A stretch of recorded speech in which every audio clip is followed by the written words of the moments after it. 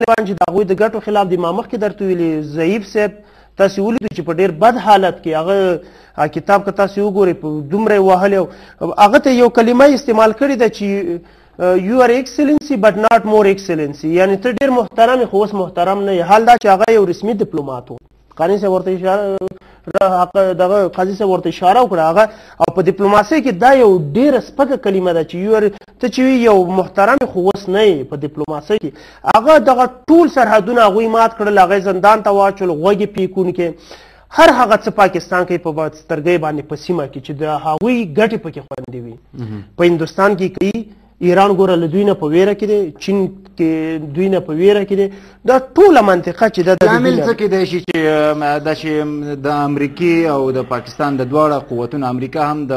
ورته قوت دعوه کوي چې موږ په مثلا په ځمکه باندې د یو انچ شی معلوموو، دا د دوی د ټکنالوژۍ د خپل د ټکنالوژۍ د قوت د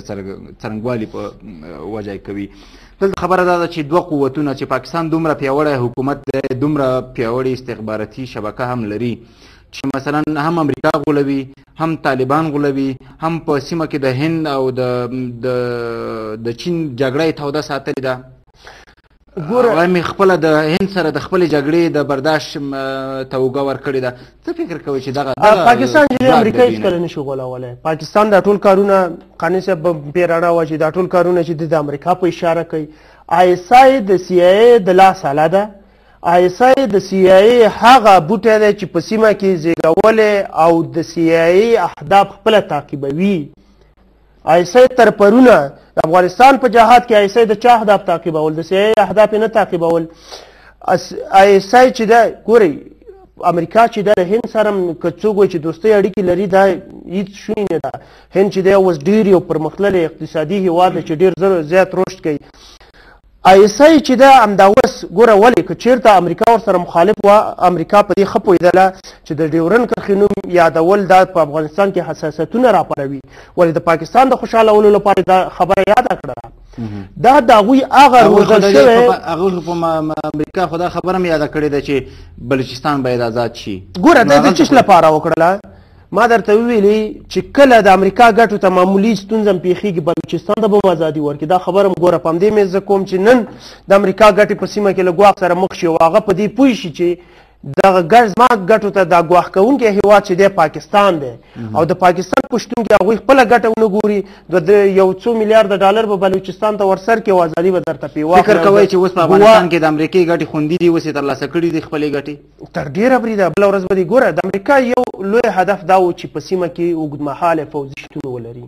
بله ورځ پوځي قرارداد ورسره امضا کېږي او دا به اوږدمهاله شتون دلته پیدا کوي. نو دا خو په دې معنا نشي کېدی ښاغلی جاوید چې مثلا افغان ولس ورسره دا خبره ومنله. دا خو چې افغان حکومت دا خبره مني، افغان حکومت او د ولس ترمنځ بلا فاصلې موجودې دي. اوس دغه د ولس او د حکومت ترمنځ جګړه روانه ده. دا تاسو ته ښه پته ده چې یوه ډله راجګېږي د حکومت پر ضد لاریون کوي، یوه ډله راجګېږي د طالبانو پر ضد لاریون کوي. دلته مسله بله خوا روانه ده. همدغه شی د امریکایانو په ګټه دی، همدا د امریکایانو په ګټه دی. ځکه ولس وایي که دا امریکایان ووځي دا خپل امریکایان نه چاته ښځه پرېږدي، نه چاته کور پرېږدي، نه چاته موټر پرېږدي، نو د دې امریکایانو نه خو د عصره امریکایان ښه دي. موضوع دا ده چې دا شیان د دوی په ګټه دي. قانع صاحب ډېرو ښو ټکو ته اشاره وشوله. دلته یوه خبره دا ده چې د امریکې د سی آی ای او د آی اس آی د اړیکو په اړه خبرې راپورته شوې. څه فکر کوئ چې د سی آی ای هغه سټراټیژیک عمق په افغانستان کې د څه په څه کې دی؟ دلته چې اوږدمهالې اړې غواړي هغه هم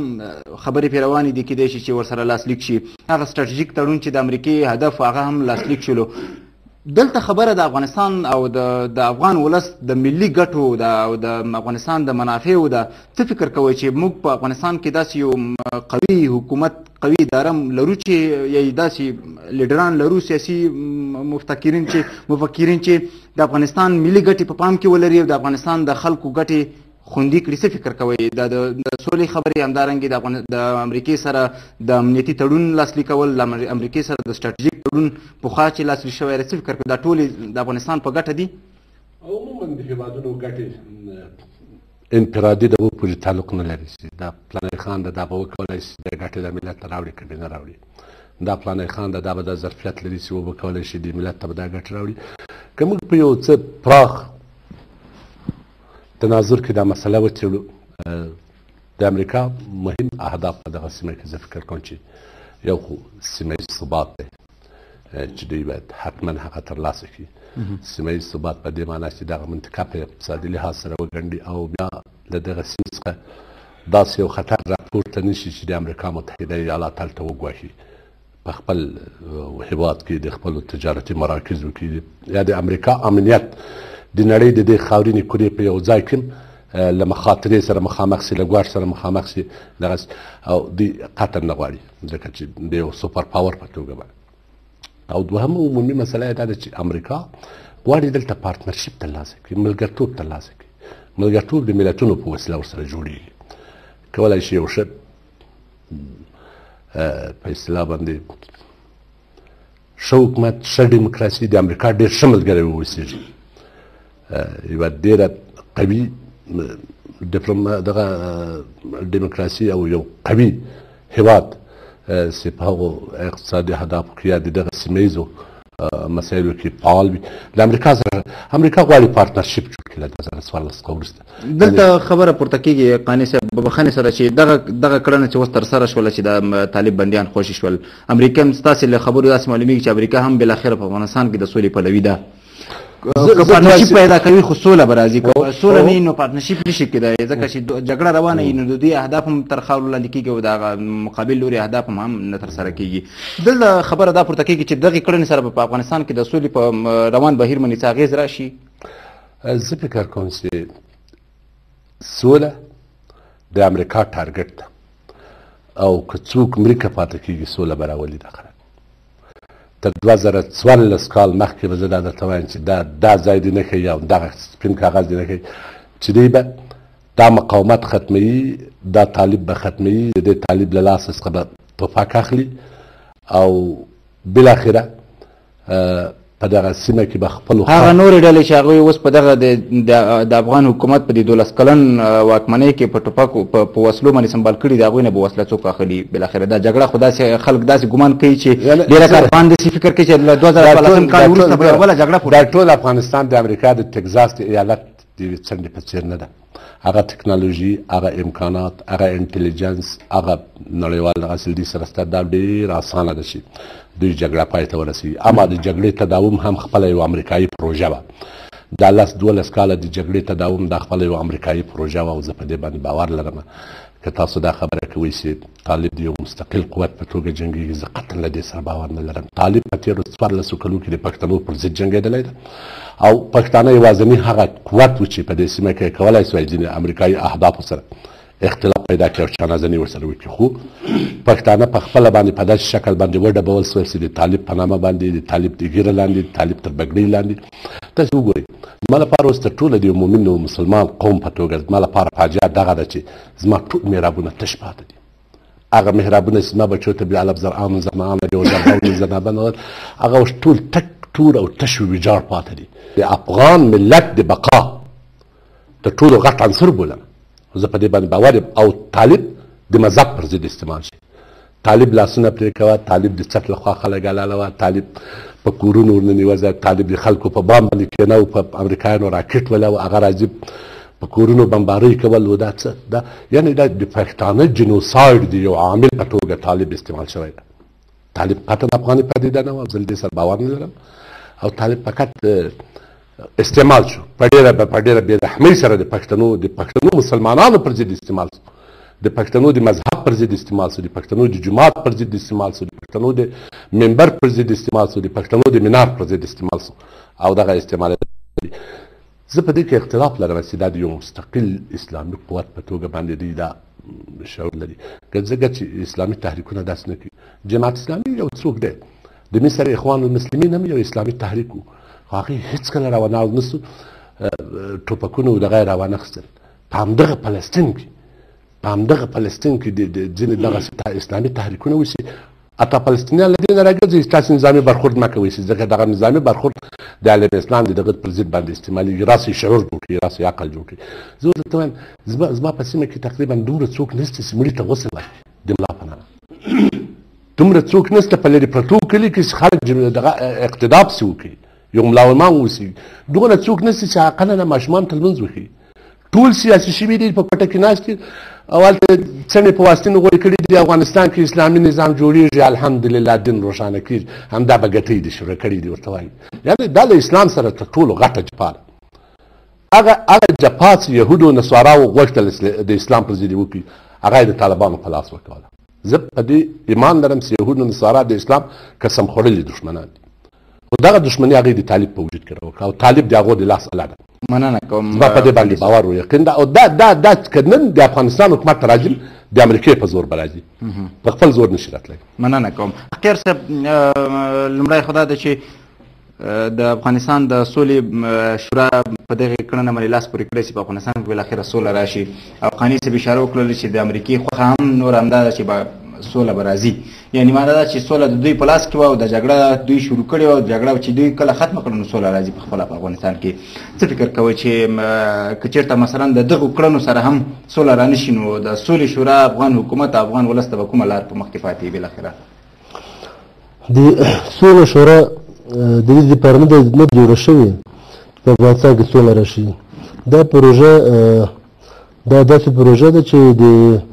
بهرني هیوادونو نه پرې مرسته جلب کړي په دې شورا په ترکیب کې داسې اشخاص ډېر کم دي چې هغوی د په افغانستان کې سوله ته ژمن وي هغوی په افغانستان کې مذاکراتو ته امنیت ته ژمن وي نو کرزي صاحب دا توقع ده د دې جرګې نه په دې ښه پوهېږي چې دغه ترکیب او دغه اشخاص دوی معرفي کړي دي او دغه ډامه دغه کار چې دوی کړي د دې نه څه نه جوړېږي بس یو څو کسان به دې خوښ کړي دي چې څه کسان د مشاورینو په نوم څوک د چشم په نوم باندې یو اتیا کسه دې کې مصرف کړي دي د دې نه د سوله توقع نه کېږي او نه دا کار کولی شي خو د غونډو سره دغه نسبي تحرک چې دوی کړی ده دا هم د سولې په وړاندې د قدر وړ ده او موږ د قدر په سترګو ګورو دعا ورته کوو افغانانو نه ورته مرسته غواړو چې که دا هر څومره د دې جریان نه د خیر تمه نشته خو چې موږ مجبور یو چې همدې ته دعا وغواړو چې خدای به د سوله د مذاکراتو توفیق ورکړي ورته پاتې شو د امریکایانو خبره ګورئ دا د غلمانه ذهنیتونه خبرې دي چې دوی په نړۍ کې ابرقدرت ده او د دوی په خوښه نه پرته باد نشي خوځېدی څوک هم دوی راوستی شي څوک هم دوی د منځه وړی شي هر څه کولی شي که د دوی په وس کې امریکا په افغانستان کې بدنامه شو ماتې خوړه 55,000 کسان یې مړه شو په زرګونو میلیارده ډالره تاواني شوه نوم یې خاورو سره خاوره شو د کابل نه بهر په دې چارسیا کې د دوی حکومت نشته ده اوس هغه سبب خبرې د تایید لپاره اوس په د امریکې په ځینو د یو شمېر ایالتونو خلک راپورته شوي لاریون یې کړی چې موږ ازادي غواړو یعنې دا د افغانستان له جګړې نه سرچینه اخلي بې د شکه هغوی ویني چې هره ورځ د دوی عسکر په افغانستان کې وژل کېږي میندې بورې کېږي اقتصاد یې خرابېږي 14,000 میلیارده ډالر یوازې د چین پورې وړه ده وبخښئ په مجموع کې پورې وړه ده چې په دې کې 15,000 میلیارده یوازې د چین دي امریکا هره میاشت یوازې د 15 میلیارده تر 20 میلیارده پورې چین ته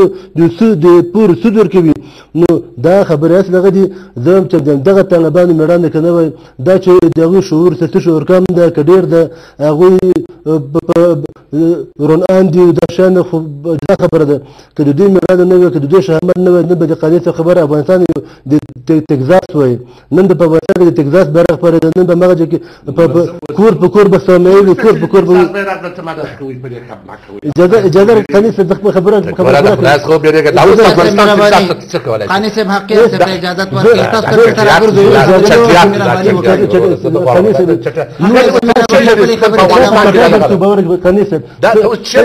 ته د مجاهدینو مورال نشو کمزوري کوئ هغه مجاهدین نه دي هغه د اسلام پر ضد جنګېدونکي صلیبي دغه د جنګیالي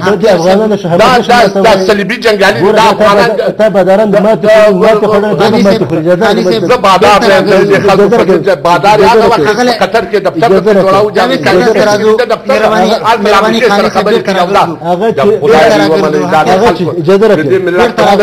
دفترم جوړي ما په دور وړه د ماته سره مهرباني خبرې پاتې راګرځو ښاغلی جاوید که تاسې ووایئ چې د پاکستان په دغه وخت کې د ملا برادر له خوشي کوو ډډه کړې ده یعنې نور ټیټ پوړي طالب مشران یې خوشي کړي دي که خوشي کړي نه دي د واده کړې ده چې خوشي کوي وای څه فکر کوئ چې دغې هوکړې ته اوس د سولې د